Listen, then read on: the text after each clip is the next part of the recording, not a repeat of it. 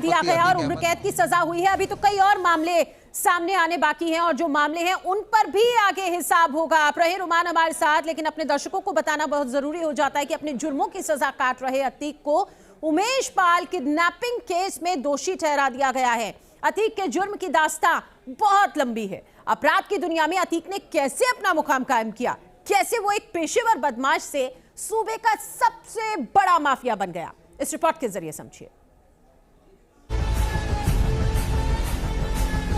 मुकदमा जेल जब्बर जो भी हो जाए उसकी प्रति हमने परवाह। आदित्यनाथ योगी ईश्वर की शपथ लेता हूं कि इस माफिया को मिट्टी में मिला देंगे।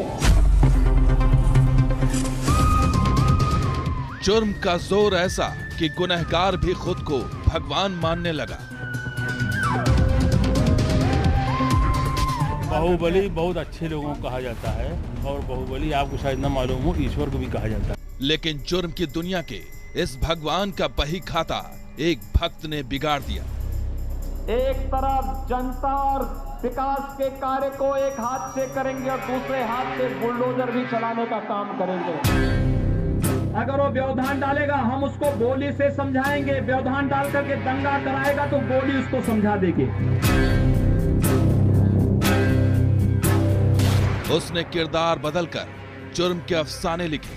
कानून के मुलाजिम उसके दरबार में सजदे की शक्ल में दिखे, पर अब कानून के वही मुलाजिम उसे कानून याद दिला रहे हैं।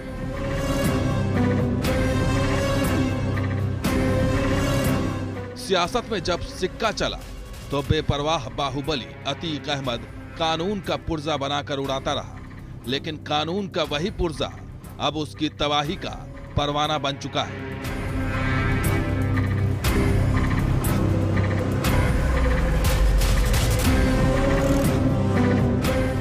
जब चली थी मर्जी तो कहता दिखा कि उत्तर प्रदेश से गुजरात वो अपनी अर्जी पर आया है, लेकिन अब कानून का सख्त पंजा पड़ा तो उसी कानून के सामने खुद की हिफाजत की अर्जी लगा रहा है।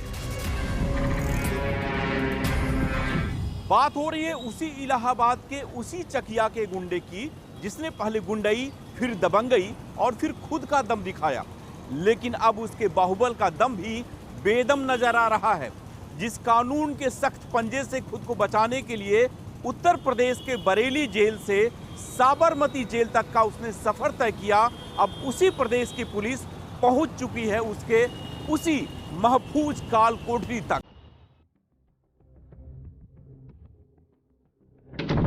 साबरमती जेल में कैद उत्तर प्रदेश के इस सियासी गुनहगार के कुनबे की उल्टी गिनती शुरू हो चुकी है। 40 साल की सियासत और उससे कहीं ज्यादा गुनाह की गलियों से वास्ता, बावजूद इसके कानून के मुलाजिम अतीक की शान में गुस्ताखी से बचते रहे। पर अब न सिर्फ अतीक बल्कि उसके कुनबे का हिसाब शुरू हो चुका है। क्या बेटा, क्या भाई और यहां तक कि बेगम भी सरकारी मेहमान बनने की कतार में खड़ी हो गई है। अतीक अहमद, वो नाम जिसने यूं तो सियासत में अपना मुकाम हासिल किया था, विधानसभा के गलियारे से लेकर देश की सबसे बड़ी पंचायत में अपनी आमद दर्ज कराई थी, लेकिन गुनाह की गलियों से वो कभी भी निकल ही नहीं पाया। हम उस सियासतदान के हर उस अनसुने सच को सामने रखेंगे। अतीक के अपराध कथा के हर सफे का सच आपके सामने होगा, लेकिन सबसे पहले जरा मौजूदा वक्त में सियासी बाहुबली के बेदम होते दम का भी जिक्र कर लेते हैं। हर बदलते वक्त के साथ कानून का शिकंजा कसता जा रहा है और जो अतीक कभी अपने बाहुबल के दम पर कानून की मुखालफत को अपना उसूल समझने लगा था, वही अतीक खामोशी से दे रहा है पुलिस के सवालों का जवाब।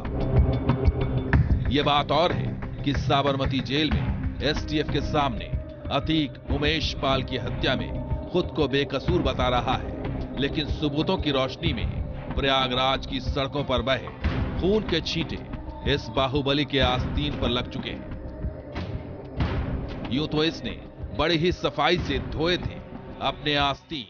शायद नामालूम था कि लहू बोलता भी है और उसी खून का हिसाब न सिर्फ प्रयाग की सड़कों पर हो रहा है बल्कि साबरमती जेल में भी सवालों की बिना पर बाहुबली अतीक का बही खाता तैयार किया जा रहा है।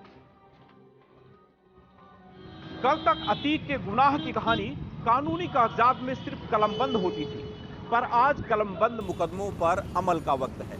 यही वजह है कि न सिर्फ उसके गुर्गों के ठिकानों पर कार्रवाई हो रही है, बल्कि बाहुबली की बेगम और बेटे भी कानून की नजर में आरोपी साबित हो चुके हैं। यानी कि कह सकते हैं कि कानून का चाबुक चल चुका है और अब तो सिर्फ असर होना बाकी है। यहाँ रुक रहे एक छोटे से ब्रेक के लिए। ब्रेक के बाद कुछ और खबर